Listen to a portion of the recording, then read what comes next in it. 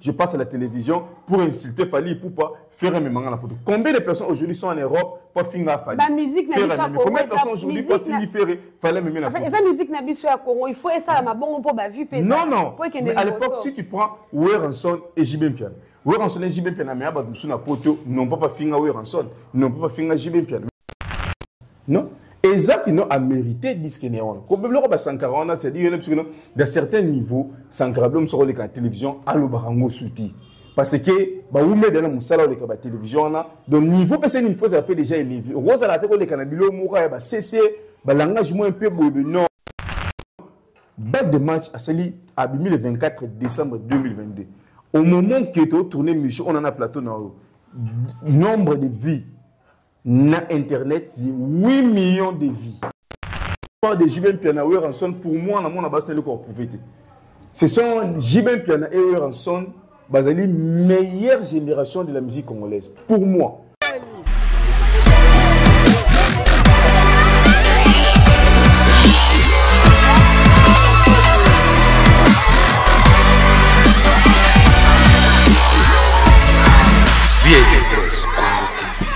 Bonjour, bonsoir, cela dépend de l'heure que vous nous suivez partout dans le monde, à la chaîne VIP Presse TV, votre émission qui est 168 heures. Je salue particulièrement Messieurs Bobo Semlove, Miss Bijou du Congo, toutes mes salutations à la famille Ngandou ainsi qu'à l'honorable Jean-Marie Ngandou aux États-Unis, l'ennemi de la pauvreté. Je vous salue partout dans le monde, je vous salue. Et cet après-midi sur mon plateau, j'ai reçu mon confrère journaliste et analyste au nom de Manager Boss. Bonjour Manager. Bonjour Virginie, bonjour tout le monde, on lance à travers le monde. Bonne santé. Ouais, Dieu fait grâce, en forme, on est en vie, nous prions un Dieu vivant, à nous protéger, à nous battre là, on est en forme. Moi aussi également. Et thème d'ambition à l'élo, bandeko balandezali, tout ça la analyse sur le disque d'or de JB Piana. Moi tout na ngezali boye, na lingi na yeba, est-ce que disque d'or au JB Piana a joué, a son méritant vraiment? Oui, bien sûr que oui, disque d'or JB Piana a joué. Premièrement, félicitations à l'artiste ou à l'orchestre BCBG, na effort tout le musala ou basali pour mériter disque d'or Oyo. Malgré besoin interpréter dans leur manière, mais ce qui est sûr, ce qui est vrai, l'artiste et musicien JB Piana, en plus, c'est pas la première fois à jouer disque d'or dans sa carrière. Donc, à jouer déjà le disque d'or, déjà, fait de l'amour, TH, OCD ou troisième si je ne m'abuse pas. Donc, par rapport à ta question, interpréter que non, l'album est mérité, l'album est sali, bon. Je ne sais pas, tu belé, belé. Tu vois aujourd'hui des artistes et musiciens comme des Weranson, des JB Piana, ils l'ont prouvé dans le monde entier. Donc, par rapport à tout ce que non, JB Piana, je ne suis pas bon, je parle des tanks analystes, je ne suis pas fan de BCBG, je ne suis pas fan de l'orchestre Moro où je suis proche, il y a l'orchestre JB Piana, non. Parce que moi, je suis église au milieu du village, j'ai fait des missions avec tout le monde.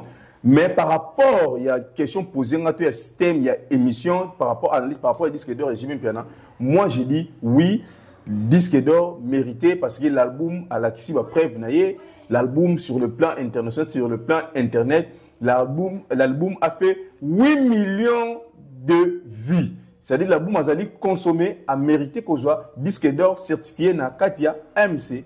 Donc c'est un peu ça. L'album est mérité. Ah, d'accord, merci beaucoup pour la réponse, mais toujours quand MC est favorisé dans mon cas artiste JB Piana. Il favorisé quand PC quand le roi moi baise moi pour un moment donné pas vendre quand sous terre. Non, non. C'est quoi? Il y a des gens aujourd'hui et l'okozo bouma musique n'est moi. Tu vois?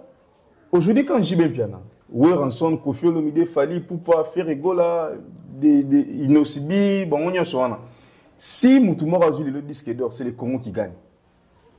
Parce que, quant à moi, et moi, ça l'a mabé, disque d'or, sonné ivoirien, moi, Zokion. Mais comme JB Piana, c'est notre artiste, c'est les Congos qui gagnent. Mais attends, c'est les Congos, ils ont gagné. Polémique, si c'était la musique, ils ont bon. Kofi Olomide, Fali Ferre, parce que c'est le Congo qui gagne. C'est le Congo qui gagne, mais c'est une polémique et dans le monde de la musique. Bien sûr que oui, c'est le Congo qui gagne. Pourquoi? Les mâles, les Obomani. Aujourd'hui, dans la musique congolaise, comme que non, moi je dois passer à la télévision pour inciter Ranson, je vais me manger. Mais c'est la musique. Moi je peux passer à la télévision pour inciter Fali pour pas faire un mémoire. Non, non, c'est pas la musique. C'est la musique, si tu pars même en face de nous ici, même pays limitrophes, on a vu sur Gabon, tout ça, Brazzaville, des Angola, ok, même plus loin, Ouest Afrique, des Nigeria, des pays comme des Côte d'Ivoire. Au moins, on a mis le côté. Comme moi, je passe à la télévision pour insulter Fali, pour pas faire un mémoire à la photo. Combien de personnes aujourd'hui sont en Europe pour finir à Fali? La musique n'a pas de combien de personnes aujourd'hui pour finir Fali me mettre à la musique n'a pas à Congo. Il faut ça la bon pour la vue. Non, non. Mais à l'époque, si tu prends Ranson et JB Piano, Ranson et JB Piano, mais abat sur la poto, non pas finir Ranson, non pas finir JB Piano, mais ça là va te faire voir. Et belé, il y a plein de gens qui basent la poto, c'est grâce à Wenge. Je te dis la vérité, vérifie-toi. Il y a plein de gens qui sont en Europe, c'est grâce à Wenge. Moi, les lots batunions sont les lots bazoganga, inspirant la bateau Wenge. Il faut que tu Wenge à Kaleza, Wenge à l'élo. Donc, quand tu prends que non, j'ai même pas dans le disque d'or. Quant à moi, l'artiste a mérité, Tebi, JB Piana, rien à prouver, Ranson, rien à prouver, Nakata Mboko Nabiso, Basala. J'ai une émission, ma solo, il y a JB Piana, Ranson. Émission dans Salango.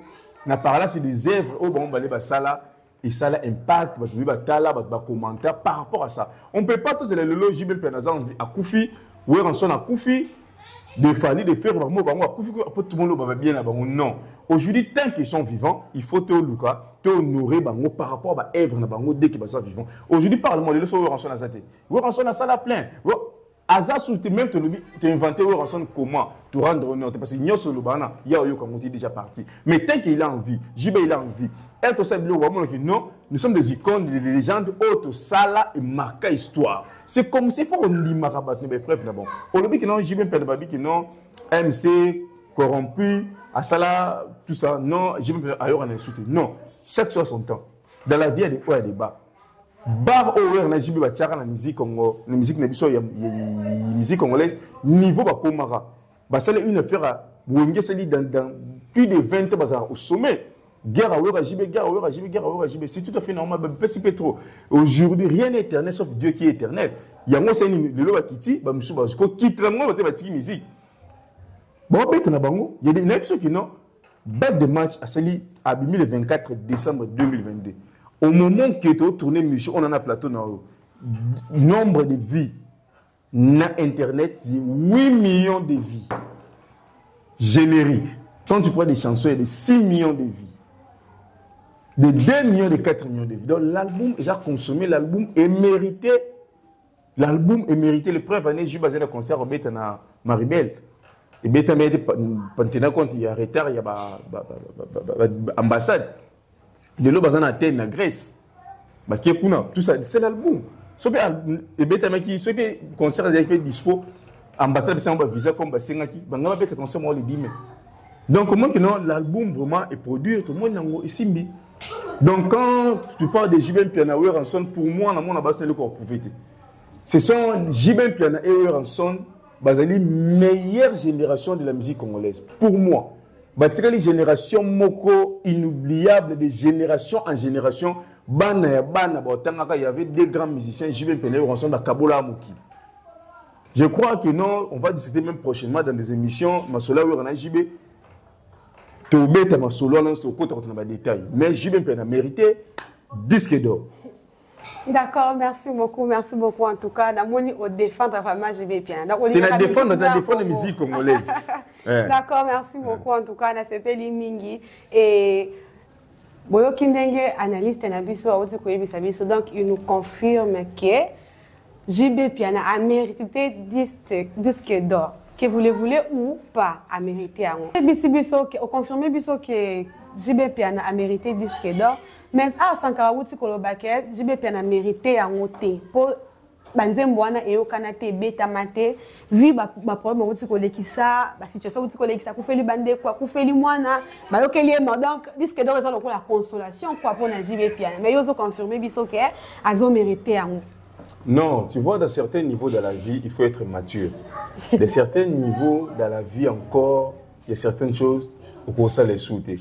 Tu vois, de Sankara wana nyoso wana Sankara de Kunta na pese mbote sikazali na yebaye j'étais encore à l'école primaire bazaba on a tala na ba télévision avant nga pena tanga na ya pena comme lo journaliste que je suis na tala bon na ba télévision donc c'est-à-dire tala bandanga za na primaire na hôtel na TV tilelo ça fait combien des années aujourd'hui je suis parent père de 2 enfants na niveau na commune na père de famille c'est-à-dire que non maturité dans la primaire en hôtel à bango c'est pas que on a un siko les années mon pena bango c'est-à-dire quoi na niveau l'expérience musala na zana ngwa ya les communicateurs ya orchestre na télévision na niveau comme il y a certaines choses à relever certaines choses à relever surtout parce qu'il est déjà parent na eu ce que dans hôtel j'étais à l'école primaire ça fait combien des années qu'il n'a si ça déjà même université depuis cette université de c'est là 12 ans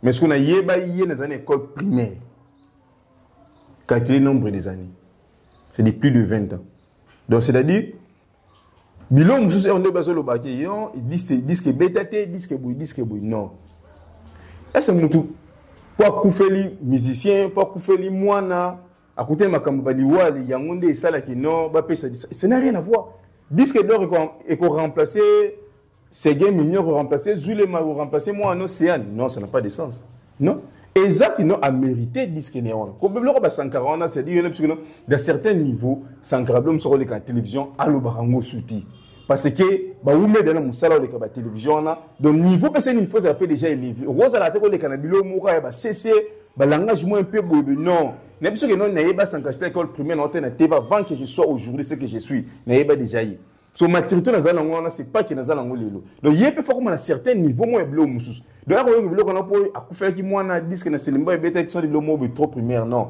zeblo holandate tu vois un peu dans zeblo moko bouyé qui non l'artiste a mérité donc on attend même matière polémique à Wera Jibe déjà va pouvoir le monde au bazali donc Wera Jibe ne va pouvoir soutenir inutile aujourd'hui va à travers le monde boluka polémique entre Weranson et Jibe Piana Weranson déjà pouvoir monde Jiba pouvoir bah Wera Jibe sur le pouvoir dans mon kilo c'est fini déjà malgré Wera approuver monde malgré Jiba approuver monde comme si madame na bomba sala on est en plein terminé na mikola lelo eza plus ba ngolwa na ba warrior ba kundi bango quoi baza ya kokunda zela suske lo moko lelo au moni lelo olbiki non mambuera na jibi basala o wera na jibi basala je dis ça aujourd'hui à la télé hein moni mambu o wera na jibi basala eza na génération moko na musique lelo to avant il faut avoir la vérité. La vérité. Ferré, Fali, va travailler. Il faut pas travailler. Fali pas autant que ça. Wera et Fali Ferré, il faut pas travailler. Baza déjà au sommet. Baza déjà au sommet. Baza déjà au sommet. Baza déjà au sommet parce que Wera a tondi ça. Quand tu prends des Fali, des Ferré, on n'y a pas s'inspire pas à JB. Mais chaque chose a son temps. Il y a des choses qui non événement au JB sala et Kabola Mokili, Kabola Afrique, bouge le monde entier et tika la bonne côté. Les lopes c'est ni yesu qui non fallait pas bouger na boité fallait faire ba bouger Mokili il y a ba jibe des éléki ba wera des éléki na minute ko za warrior na golwa donc kuna minute na lobibo na boyi fallait faire été bon ça musala bon très bien na encourager bon so boyi fallait faire lelo au moins il faut faire na Mokili oté oyekoya bon fallait prouver de quoi il est capable faire approuver de quoi il est capable bon ça musala bon babeti basala des martyrs ba ton d'ici babeti basala ba pote be disque mozo bête baza suivi l'internet partout aujourd'hui ba na mbongo bi baza mi tuka baza banda ko julu ba patron na boy le kolobité mais koloba te que fallait faire ba dépasser ou en son agile bien pour parler dans le bani et ça époque par époque les lo fallait faire tant ba wari tant ba golo lo ba obo bi bien monté. C'est comme ça. Est-ce un jour on dit Mar on a jibi va bouger mon kitini, va voir ba bim. Ba golo ba to ba ngote. À l'époque là où on sort nani faire dans la maison mais fallait dans le quartier latin. C'est comme ça la vie. Ba obo m'appelle obi to bi ba ngote. Exact que non, fallait comme bazal le ba logi on a jibi. Non, so on a jibi au sommet du monde. On ba liki ba lomo maquette. Ba liki ba taboulet. Non. C'est un peu ça. Donc bisika Oui, Raza, bisika JB, Raza, quand même fier pour la génération. Oh, elle est là. Mais bien sûr que oui. Bien sûr que oui. Aujourd'hui, Lelo, mon clan Wengi, c'est la génération mobile, outil de l'ennemi, un orchestre monté. J'ai mon JB Penalobani, ils ont orchestre, ça on a bout la distraction. Mais Lelo peut bouger, Lelo peut bosser. Lelo bâtonnier sur mon c'est grâce à Wengi. Clan Wengi, ça clan, il y en a ceux qui non. Tu vois, quand tu prends JB Piana, tu prends Weranson, tu as des icônes, des générations, pour t'en avoir. Donc, la polémique, on a disque d'or à l'occulteur, disque d'or à faux. Il y a qui non, JB Piana et Weranson, parce qu'ils n'ont rien prouvé. Bateau, la bicho, la polémique, on a disque l'occulteur, Wera Leki, JB Leki, Wera, parce que on a été, pouvoir déjà monde entier, bêta, stade de Marty, 3 fois, 4 fois, ça là, plein, bêta, Bercy, Zénith, double Zénith, bêta partout, tout le monde a JB Piana quitté l'aéroport. Full boulevard et Tangami, boulevard et quand même, concert le plus long du monde, c'est JB Piana et Weranson. De 14h à 22h, de 22h à 14h. Concert le plus long du monde. Même Michael Jackson a béton. C'est JB Piana et Weranson qui a béton. Donc ce sont des gens au photo de bon dès que baza vivant. Je dis Wera la cerquette, on dit Wera, Azarabo, JB Azarabo. Non. Et tant qu'ils sont vivants, il faut que le bolam na bango. Et tant que baza vivant, le bolam na bango. L'autre, mon niveau, on a préparé générique, mon départ unique. Et c'est comme ça. Les autres comme tant, les autres qui non, l'équipe, on dit comme tant. Chacun a vu plus de disques dans la vie. La musique. Oui, Nebi, oui, on a disque d'or, il y a qui bouge sans pipa. J'ai besoin de faire de l'amour. Bon, j'ai besoin de deuxième. Au moment où il tombe matin, moi, polémique, moi, comparaison aux Arara. Bon, il faut la comparaison loyale. Bon, net quant à moi, comme on se dit, il y a une polémique. Mais la musique. Bon, parce que c'est tout à fait normal. J'ai bien avant-hier, à Roussel à 58 ans, à fêter Wera, à décembre, à 60 ans. Peu importe, je vois. Tant que la musique, il y a des fans de partout dans le monde, ils ont un bateau, plutôt bateau, JB, bateau, Nani, Wera. Donc, comparaison avec la musique, pour la bateau, pour la fan, il y a JB, va trouver que JB a l'équipe Wera. Bon, quant à moi, aujourd'hui, dans mon lingila, dans le Blauer, dans JB, n'a fort nion sur la salle, n'a n'engue ba tombolambo, n'a défendre la République du Congo à travers le monde. N'a pas surtout comme ma ouer na JB o ya leki o azabu n'a pas subi le compte. Quant à moi, selon moi n'a pas valeur au basala, qu'on inventé bango à travers le monde. Pour te belé ba bossa na ba bien fait o na JB basala musique congolaise. Yongo so ngana ngolo ba bien fait au bon basala. Moi je peux pas permettre mutuellement les quartiers parce que non. Admilo Beleba qui non, il est danger plus que Weranson. Il est danger plus que JB Piana. Il est danger plus que Kofi Olomide. Tu as vu au basala. Jibo t'aime bien en Mutupamba. Donc ce sont des gens au basali musala na bango. Nengi sengeli va bouger monde. Donc félicitations là-bas. De photos dit ma beauté va être vivant. Merci beaucoup en tout cas, merci pour l'intervention, messieurs managers, les boss. On s'appelle Lumingi. Nous allons défendre la musique qui est beaucoup à la biche en tout cas. Ceux qui sont à battu à Bouenamboka. Musique et il faut qu'on accepte fort ya baninga, il faut qu'on félicite au bazoma. En tout cas c'est très important. Alors nous sommes à la fin de notre émission. Nous avons ici mot de la fin et pas manager des boss. C'est ce qu'on a en tout cas. Oui, merci Fergini Ngandou, merci l'invitation merci de sur la à travers le monde. Merci de vous abonner massivement dans votre chaîne VIP Presse Congo Télévision pour l'émission bien, vous liker. Puis honorable Raphaël Kibuka Kakese, honorable Jean-Marie Ngandou, le patron de la fondation Jean-Marie Ngandou, des États-Unis d'Amérique, dans la ville de Kentucky. Merci à Jean-Jacques Malumba. Merci à Bananyo Sopoto. Merci à mon ami de France, Dr Ronsard Fatoulou, Papa Naliam Nakimia. Merci à nous à travers le monde. Merci à Banato à Poto. Merci à Yomogo, nous invitons dans l'émission. Donc, rien à dire, hein. On est là, on travaille. Donc, merci à Bobo Semlov, merci à Miss Bijou du Congo, Motema Pembe. Donc, merci à mon ami d'enfance personnelle depuis London City, en Angleterre, Denaïv Mouawa, Niv Solo. Voilà, Massa en Londres.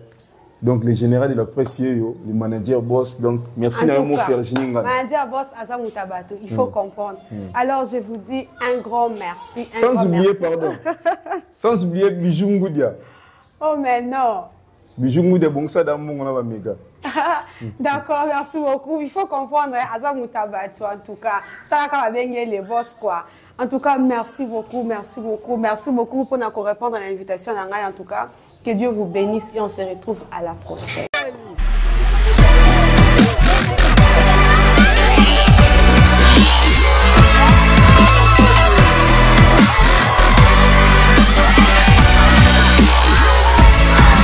VIP Press Congo TV online.